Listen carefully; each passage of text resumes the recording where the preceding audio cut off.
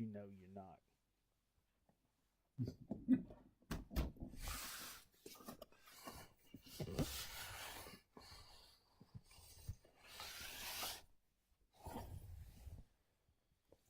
Everyone, clasp your hands together and interlace your fingers.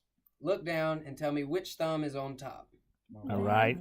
Now swap your hands. Does that feel different? Yeah. Feels Feels weird. weird, doesn't it? Yeah.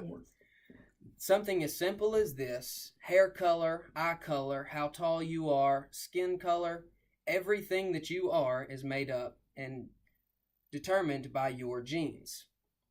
My name is Jackson Graham, and I'm going to be talking to you about the Human Genome Project. This was a scientific advancement that opened doors and hallways of knowledge we never even knew could have existed before. But first, before we go too far, let's go back to grade school and have a vocabulary lesson to make sure everybody's following along. First, a gene. This is a single hereditary unit inherited half from your mother and half from your father. A genome is a list of all of the genes that an organism can have to fit into its classification. Sequencing is taking one organism from that species and mapping out their genes to figure out what makes them different from others in their species. The Human Genome Project. In 1865, Gregor Mendel, also known as the father of genetics, according to biography.com, researched plant hybridization. Now, this doesn't help humans much, but what he did find is that characteristics for all organisms are determined by their genes. In 1953, Watson and Crick found the shape of DNA. Does anybody know the twisted ladder shape that I'm talking about? Has anybody seen that? You've probably known. Everybody looks at it whenever someone talks about DNA. This is scientifically called a double helix.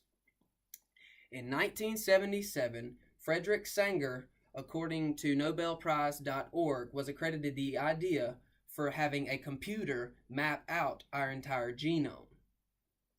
In 1983, the first disease was finally mapped. This was Huntington's disease. This was a breakthrough for science, knowing that we are able to find out a person will have a disease just by their genes. In 1990, the Human Genome Project took a name and began mapping out the human race. The computer that Frederick Sanger helped come up with the idea for ran 24/7 for 13 years, listing out every possible combination that a person could have to still be classified as a human. In 2003, in April, according to the National Human Genome Research Institute, the project was completed. We had finally mapped out every single possibility for a human. Current research. Well, how does the Human Genome Project help us? Why did we do it? What is it for? How can we use it to help better society? Well, we're studying the genetic effects on intelligence and personality. Not to change this, but just to see how your genes can determine your level of intelligence and your personality. It takes roughly $1,000 for an individual to have their genome sequenced. Now, this may seem expensive, but for the technology that we've condensed it down to, this is really well and affordable for a person.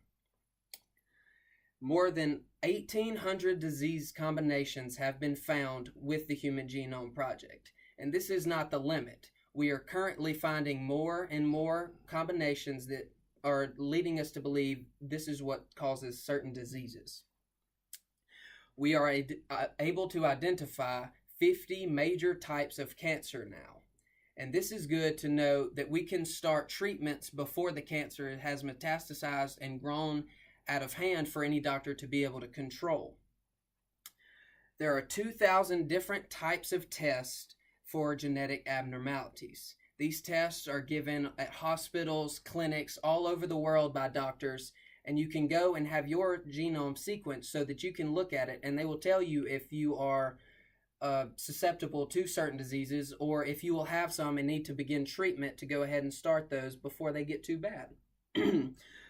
The cutting edge research, though, where all of the Human Genome Project is starting to funnel, is pharmacogenomics.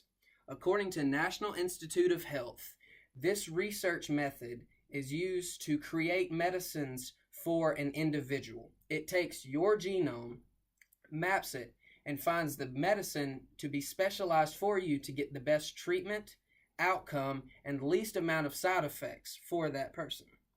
The idea of mapping the entire human genome was once a joke made by scientists that believed it could never be done. But by unlocking the information we've learned throughout the Human Genome Project, we are learning more about ourselves and other organisms to help us better society. Thank you. All right.